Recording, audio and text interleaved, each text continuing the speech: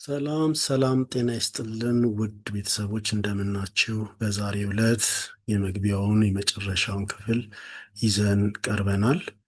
በዛሬው የምናየው በጣም ወሳኝ የሆኑ ሶስት ነገሮች ናቸው። ያው ፓርት ኦፍ ስፒችን በየቦታው መነካካታችን እንዳልቀረ በዚህ ላይ የተወሰኑትን የፓርት ኦፍ ስፒች ክፍሎች ሁለት አሉ። ያው 8 ናቸው የሚባለው ግን አንድ ኢንተርጀክሽን የሚባሉ ደግሞ አሉ። ድምፀት ዝም ብለን ድምፅ አድርገን የመገረም ድምፅ የተለያዩ ነገሮች የምናወጣቸው እሷንም ትንሽ ለማየት እንሞክራለን። በስተመጨረሻ ደግሞ እንዴት ጥያቄ የአረፍተ ነገር እንሰራለን የሚለውን ደብሊው ኤች ኩዌስችኒንግ ይባላሉ። በደብሊው እና በኤች የሚጀምሩ ቃላቶችን በመጠቀም ነው ጥያቄ አረፍተ ነገር ከምንሰራባቸው ዘዴዎች አንዱ የሆኑትን በእነዚህ እንዴት ይሰራል የሚለውን የተወሰኑትን እናያለን። ብዙ ናቸው። የተወሰኑትን እናይና ከእነሱ ጋር ግን ተያያዥ ሆነው ደግሞ ሌሎች የጥያቄ አጠያየቅ ዘዴዎች አሉ። እነሱን በቀጣይ እናያለን። ግን ዛሬ እስካሁን ካያችሁት አንድም ጥያቄ አረፍተ ነገር አልሰራንም። እስካሁን ስንሰራ የነበረው ፖዘቲቭ አረፍተ ነገር ነው፣ አሉታዊ ነው የሰራ ነው። አዎንታዊ የምንለው አፍራሽ፣ አሉታዊ የምንለው አፍራሽ፣ አዎንታዊ ቀጥተኛ አረፍተ ነገር ነው። አሉታዊ ደግሞ አፍራሽ አረፍተ ነገር ነው። በአማርኛ እንደተማር ነው። እነሱን ሁለቱንም አልተጠቀምንም። እስካሁን በኖትም አልተጠቀምንም፣ በአፍራሽም አልተጠቀምንም፣ በጥያቄ አረፍተ ነገር አልተጠቀምንም። እስካሁን ዝም ብለን ቀለል እንዲል እንደዛ ተጠቅመናል።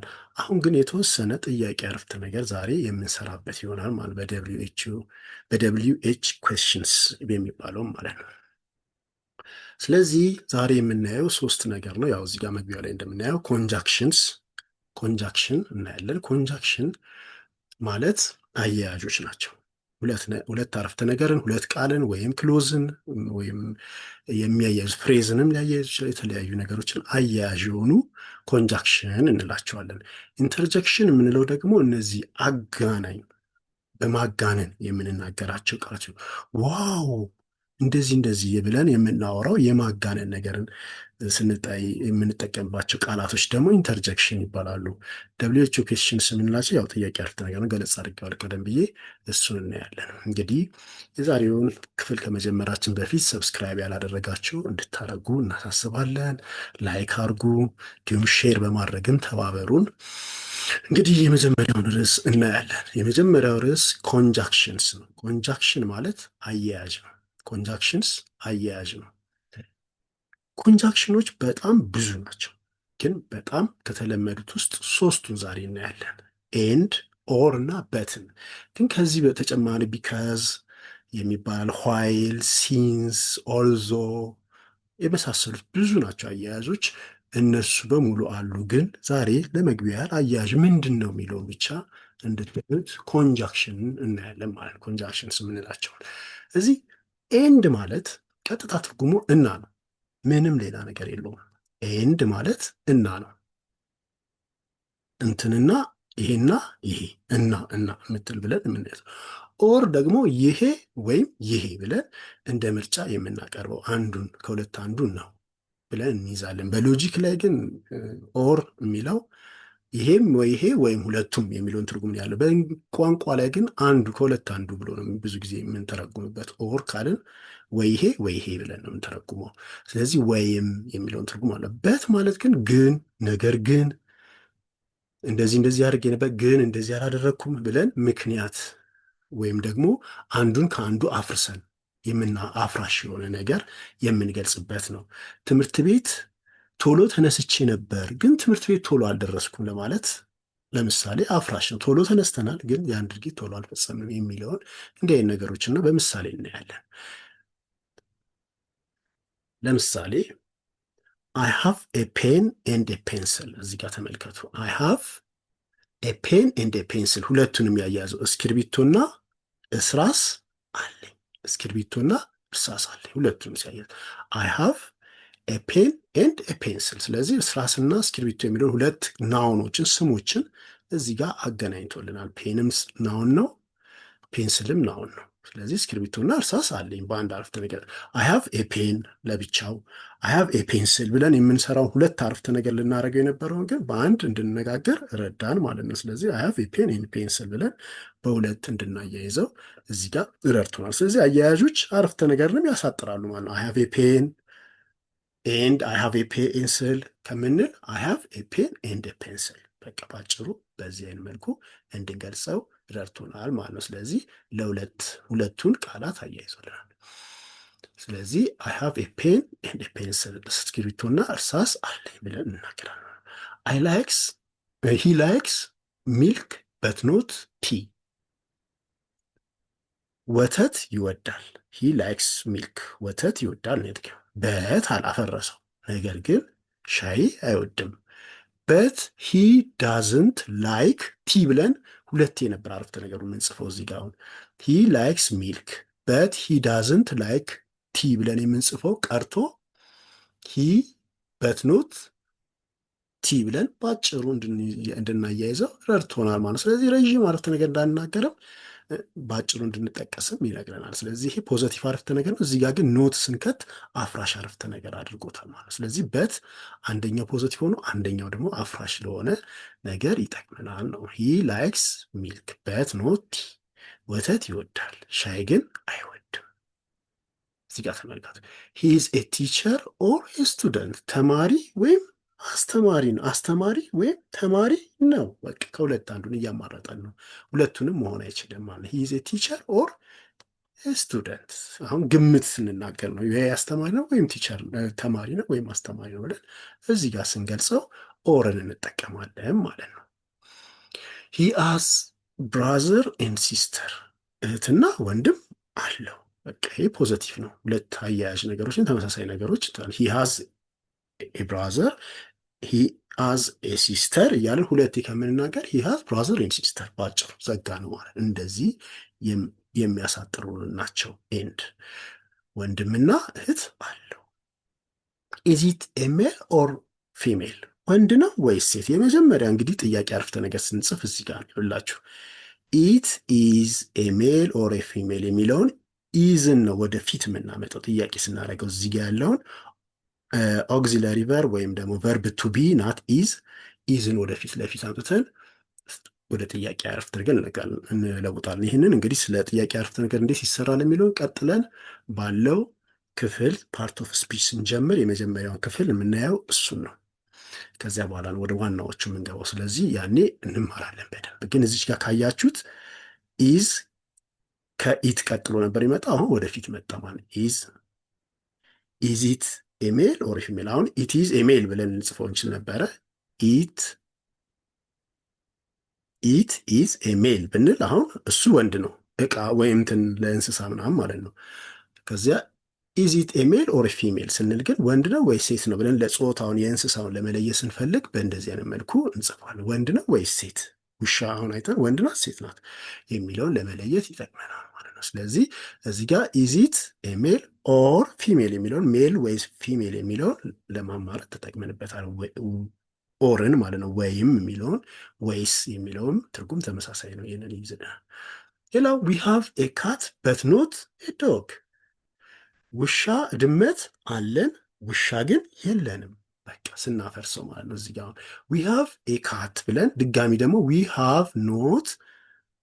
ሃቭንት ኤ ዶግ ነበር ምንሆን፣ ውሻ ግን የለንም ብለን ሁለት አረፍተ ነገር የምንሰራው በአንድ አረፍተ ነገር እንድንጨርሰው አድርጎናል በት ማለት ነው። ዊ ሃቭ ኤ ካት በት ኖት ዶግ አፈራሽ አረፍተ ነገር። ስለዚህ እዚህ ጋር አፍራሽ አረፍተ ነገርም እንዴት እንደሚሰራ በተወሰነ ለናይት ግን ቀጥተኛ አይደለም። ይሄ ቀጥተኛ ሲጻፍ አፍራሽ አረፍተ ነገር ኖት ከዚህ ከሀቭ ቀጥላ ነው። ዊ ሃቭ ኖት ኤ ካት ነው የምንለው። ሃቭ ኖት እዚች ጋር ትመጣና አፍራሽ ትሆናለች። ስለዚህ በኋላ እናያለን፣ አትቸገሩ። አሁን ግን እዚህ ጋር ኦረን በትን እና ኤንድን እንዴት ተጠቀምን የሚለው በትን ለማስቀጠል ሁልጊዜ አፍራሽ አረፍተ ነገር እንደሚቀጥል ማየት አለብን ማለት ነው። ስለዚህ አንድ ጊዜ ይችን ፓርት እንድገማት። ኤንድ ምንድን ነው? ኤንድ እና ማለት ነው። ኦር ወይም ማለት ነው። በት ግን ወይም ነገር ግን የሚለውን ይይዛል። አንድ ላይ ደግሞ ስናየው አይ ሃቭ ኤ ፔን ኤንድ ኤ ፔንስል፣ እስክሪብቶና እርሳስ አለኝ። ሂ ላይክስ ሚልክ በት ኖት ቲ፣ ወተት ይወዳል ሻይ ግን አይወድም። ሂ ኢዝ ኤ ቲቸር ኦር ኤ ስቱደንት፣ እሱ አስተማሪ ወይም ተማሪ ነው። ሂ ሃዝ ብራዘር ኤንድ ሲስተር፣ ወንድምና እህት አለው። ኢዝ ኢት ኤ ሜል ኦር ፊሜል፣ ወንድ ነው ወይስ ሴት የሚለውንም እንደዚህ ይጠይቃለን። ዊ ሃቭ ኤ ካት በት ኖት ኤ ዶግ፣ ድመት አለን ውሻ ግን የለንም የሚለውን እንዴት እንደምንጠቀም አያያዥ ቃላቶች እነዚህ ናቸው ማለት ነው። በመቀጠል ስለ ኢንተርጀክሽን እናያለን። ኢንተርጀክሽን ማለት ይሄ ቃል አጋኖ አጋነን የምንነጋገርበት የምንደነቅበት ኤግዛይትድ ሆነን ወይም ኤክስክላሜሽን የሆነ ቃል አጋኖ ያለው ንግግርን ስንናገር ነው። ኤክስክላማተሪ ወይም የሚባሉ እንትን ጥያቄዎች እንትን አጋናኝ አረፍተ ነገሮች የሚባሉ አሉ። እነሱን ስንናገር የምንጠቀመው ነው። ዋው፣ ኡፕስ፣ የሚሉት እነዚህ አሁን የሚለው አሁን ዋው ዋው ስንደነቅ ኡፕስ ኡፕስ ይላሉ። ፈረንጆች እንግሊዝኛ ቃል ላይ ፊልም ላይ ስታዩ ይሄ ደግሞ እኛም የለመድነው ዝም በል ለማለት የምንጠቀመው ነው። ይሄ ሁለቱ ለማጋነን፣ ይሄ ለመጸጥ ኡፕስ ተሳሳትኩኝ አይነት ለማለት ነው። ይሄኛው ደግሞ ዋው ስንደነቅ ነው። እዚህ ጋር መሳሳታችን ነው። እዚህ ጋር ደግሞ ሰውን ላዳምጥ ነው ዝም በሉልኝ አይነት ቃላትን ስንናገር የምንጠቀመው ነው። ለምሳሌ ተመልከቱ። ዋው ዛት ሉክስ አሜዚንግ፣ እዚህ ጋር ተመልከቱ። ዋው ዛት ሉክስ አሜዚንግ፣ ዋው ይገርማል፣ ያስደንቃል ስንል ማለት ነው። በአማርኛም ዋው ነው የምንለው ብዙ ጊዜ ማድነቅ ስንናገር አይደል? እንደዛ ነው። ይገርማል ብለን እንናገራለን። ስለዚህ ተመልከቱ፣ ዋው አደነቅ ነው ማለት ዛት ሉክስ አሜዚንግ፣ ይገርማል የሚለውን ቃል እንደዚህ ነው የምንለው። ኡፕስ ዛት ዋዝ ማይ ፎልት፣ አይ የኔ ጥፋት ነው። እንደዚህ አይ ማለት ባይዘዌ ቀጥታ ትርጉሙ አይደለም እዚህ ጋር አይ፣ ግን በአማርኛ አሁን ብዙ ጊዜ ስነ ወይኔ እንላለን። የኔ ጥፋት ነው፣ አይ የኔ ጥፋት ነው። እንደዚህ ጸጸትን የምንገልጽበት ቃል ደግሞ ኡፕስ ይሉታል ፈረንጆቹ ማለት ነው። አይ የኔ ጥፋት ነው። እዚህ ጋር አም ትራይንግ ቱ ሊስን፣ ዝም በሉ እንደማለት እዚህ ጋር አሁን የሚያሳየው ዝም በሉ ለማለት ለመናገር አሁን አለ አም ትራይንግ ቱ ሊስን፣ ለማዳመጥ እየሞከርኩ ነው። ዝም በሉ ለማለት ለማዳመጥ እየሞከርኩ ነው፣ ዝም በሉልኝ የሚለውን ቃል የምንጠቀሙት። እነዚህ ትርጉም በራሳቸው የላቸውም፣ ግን ምንድናቸው? ከቃላት ጋር ሲገቡ ነገሮችን የማጋነን የጸጸት ስሜት፣ የተለያዩ ነገሮችን ስሜቶቻችንን የምንገልጽበት እነዚህ ፊሊንግ ስሜት ይባላሉ። እነሱ በሙሉ የምንገልጽባቸው ናቸው። በኋላ ላይ ይህንንም እናያለን በደንብ ሌሎች ብዙ ስላሉ ማለት ነው እንደዚህ አይነት ቃላቶች። አሁን ግን ከፓርት ኦፍ ስፒቾች ይሄኛው ኢንተርጀክሽን 9ኛ ሆኖ የገባ ነው። በነገራችን ላይ ኢንተርጀክሽን 9ኛ ኢንተርጀክሽን እቺ 9ኛ ሆነ የገባች ናት። በደንብ አስተውሉ። ዋው አርቲክል ድረስ ነው። አንዳንዶቹ ኢንተርጀክሽን ይከታሉ፣ አንዳንዶቹ አርቲክልን ያስገባሉ። ሁለቱ ይለዋውጧቸዋል፣ ግን አርቲክል ነው በዋናነት መግባት ያለበት። ኢንተርጀክሽን እንደ 9ኛ ሆኖ ነው ከፓርት ኦፍ ስፒች ጋር የሚገባው። በስተመጨረሻ የምናየው WH ኩዌስችንስ።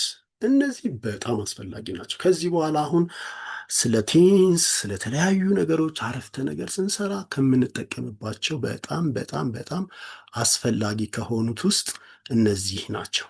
በጣም አስፈላጊ ከሆኑት ውስጥ። ስለዚህ እነዚህን ማወቅ በጣም ይገባናል። ስለዚህ ቀጥታ ትርጉማቸውንም እዚህ ጋር እናያለን። አረፍተ ነገር ውስጥ ሲገቡም ደግሞ እንዴት እንደሚተረጎሙ እናያለን። WH ኩዌስችንስ የምንላቸው ወደ 8 ናቸው እዚህ ጋር የገለጽናቸው፣ ግን ሌሎችንም ከነዚህ ጋር ደግሞ በማያያዝ የምንጠቀማቸው ሌሎችም አሉ። በዋናነት ግን እነዚህ 8ቱን ወደ 8-9 አካባቢ እናያቸዋለን። ዋት ማለት ምን ማለት ነው? ዋት ኢዝ ዚስ፣ ይሄ ምንድን ነው? በቃ ወዚስ ይህ ምንድን ነው? ምንን ነው የሚያመለክተው? እቃን ማለት ነው አይደለ? ቲንግስ እቃ ይሄ ምንድን ነው ብለን ለመጠየቅ ስንፈልግ እቃን ነገር ሲሆን ዋት የሚለውን ዋሲስ፣ ይሄኛውን አይነት ጥያቄ ሌሎችንም ጥያቄዎች እንጠይቅበታለን። ዌን ደግሞ ማለት መቼ የሚለውን ታይም ጊዜን ነው የሚገልጸው። ዌን ዱ ዩ ዌን ዱ ዩ ጎ ዌን ዲድ ዩ ጎ መቼ ነው የሄድከው? መቼ ነው የሄድከው? ጥያቄ መቼ የሚለውን ያሳየናል። ዌን ዌን ዲድ ዩ ካም ዌን ዲድ ዩ ካም መቼ መጣ?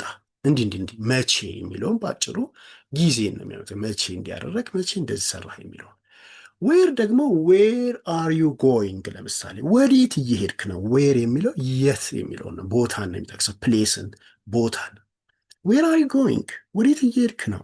እንደዚህ አይነት ጥያቄዎች ደግሞ ለመጠየቅ ቦታን ለመጠየቅ ዌርን እንጠቀማለን። ዊች ደግሞ ለማማረጥ ነው። ዊች ዋን ኢዝ ዩርስ የትኛው ነው ያንተ? አሁን ዊች ዋን የትኛው ነው የሚለውን እንደዚህ አይነት ጥያቄዎችን ለመጠየቅ ዊች ደግሞ የቱ የሚለውን ቾይዝን ነው፣ አማራጭን፣ ምርጫን ያሳያል። ዋት ምን ማለት ነው? ለዕቃ ነው የምንጠቀመው። ዌን መቼ ነው? ለጊዜ ነው የምንጠቀመው። ዌር የት ነው? ፕሌስን፣ ቦታን ነው የምንጠቀመው። ዊች የቱ ነው? ቾይዝን፣ አማራጭን ነው የምንጠቀመው። የመቀጠል ሁን ነው የምናየው። ሁ ማለት ደግሞ ማን ሲል ባለቤቱን፣ የአረፍተ ነገሩ ባለቤት ሰብጀክት ይባላል። በነገራችን ላይ ሰብጀክት ነው። ሁ አር ዩ አንተ ማነህ? ራሱን የጠየቀው ነው። ሁም ዱ ዩ ሚት ማንን አገኘክ? አሁን ማንን ያገኘውን ሰው እኔ አንተ ማንን አገኘህ የሚለው ባለቤቱ ማን ነው? አንተ። ያገኘው ሰው ማን ነው? ሌላ ሰው። ስለዚህ ሁም ደግሞ ኦብጀክትን ያመለክታል። በአረፍተ ነገር እናያቸዋለን በነገራችን ላይ። ስለዚህ ሁ ማለት ማን፣ ሁ አር ዩ አንተ ማነህ፣ ሁም ማንን፣ የትኛውን ሰው ምናምን የሚለውን ትርጉም ይይዛል። ማንን የሚለውን ይይዛል ማለት ነው። ሁዝ ደግሞ የማን ባለቤትን፣ የዕቃ። ሁዝ ፔን ኢዝ ዚስ ይህ እስክሪብቶ የማን ነው? ሁዝ ካር ኢዝ ዚስ የማ መኪና ነው? እንደዚህ አይነት ነገሮች ስንጠቀም ሁዝ የማን ነው ይሄ የሚለውን ባለቤት፣ ፖሰሽንን፣ ባለቤትነትን ያመለክታል። ዋይ ደግሞ ለምን፣ ሪዝን ምክንያትን። ሪዝን ማለት ምክንያት ነው፣ ምክንያትን ለመግለጽ ነው። ዋይ ዲድ ዩ ዱ ዚስ ለምን ይህንን አደረግ፣ ምክንያት እንድሰጥ። ዋይ ዲድ ዩ ስተዲ ዋይ ዶንት ዩ ስተዲ ለምሳሌ ለምን አታጠና፣ ምክንያት እንድትገልጽ የሚጠይቁ እንዲህ አይነት ነገሮች ናቸው። ዋይ የሚለው ለምን ምክንያትን ነው ማለት ነው። ሃው ደግሞ እንዴት አንድ ነገርን ፈጸምንን፣ ሜተድ ዘዴያችን፣ የሰራንበት ዘዴ። ሃው ዲድ ዩ ጎ ወይም ሃው ዱ ዩ አራይቭ እንዴት ደረስክ፣ በምን አይነት መልኩ፣ በመኪና ነው፣ በምንድን ነው የመጣኸው የሚለውን ሜተድ እንዳ ሃው ዲድ ዩ ዱ እንዴት ሰራኸው፣ ምኑን ሆምወርክን። ሃው ዲድ ዩ ዱ ዩር ሆምወርክ እንዴት ነው የቤት ስራህን የሰራኸው የሚለው ጥያቄ ሁኔታዎችን እንዴት የሚሉት ነው። እነዚህን ቃላቶች በደንብ መያዝ ግዴታ ነው። ምክንያቱም በቀጣይ ብዙ የምንጠቀማቸው ነገሮች አሉ። አንዳንድ ጊዜ ግን እነዚህ ነገሮች ደግሞ ለሌላ ነገር አረፍተ ነገር ላይም እንደ ባለቤትን መወከል ምናምንን ኦብጀክትን ምናምን የሚሉ ደግሞ አያያዥ ሆነው የሚገቡበት ቦታ አላቸው። ግን ቀጥታ ትርጉማቸው ይሄንን ይመስላል። ትርጉማቸው ሲለወጥ ደግሞ በቀጥታ ወደፊት የምናያቸው ነገሮች ይኖራሉ። እሱ ላይ በደንብ መጠንቀቅ ይኖርብናል። አሁን አንዳንድ ኤግዛምፕል ቢያንስ በእነዚህ ይመስላል። ዋት ኢዝ ዚስ ይህ ምንድን ነው? ይህ ምንድን ነው? ዚስ ኢዝ ኤ ቡክ ብለን ልንመልስ እንችላለን። ይሄ መጽሐፍ ነው ብለን ማለት ነው። ዚስ ኢዝ ኤ ቡክ ምንድን ነው? ይሄ መጽሐፍ ነው። ዚስ ኢዝ ኤ ቴብል፣ ዚስ ኢዝ ኤ ካር እያልን መልስ እንሰጣለን ማለት ነው። ስለዚህ ጥያቄ ለመጠየቅ ዋት ኢዝ ዚስ የሚለውን ምንድን ነው፣ ይህ ምንድን ነው የሚለው ነው። ዌን ኢዝ ዩር በርዝዴይ ልደትክ መቼ ነው? እዚህ ጋር ተመልከቱ። ዌን ኢዝ ዩር በርዝዴይ ልደትክ መቼ ነው? ስለዚህ ዌን የሚለው መቼን ያመለክተዋል ማለት ነው። ዌር ዱ ዩ ሊቭ የት ነው የምትኖረው? እዚህ ጋር ደግሞ ቦታ ነው አለ። ዌር የት ነው መኖሪያ ማለት ነው። የምትኖረው የት ነው? ዌር ዱ ዩ ሊቭ የት ነው የምትኖረው? ቦታን ይጠይቃል ማለት ነው።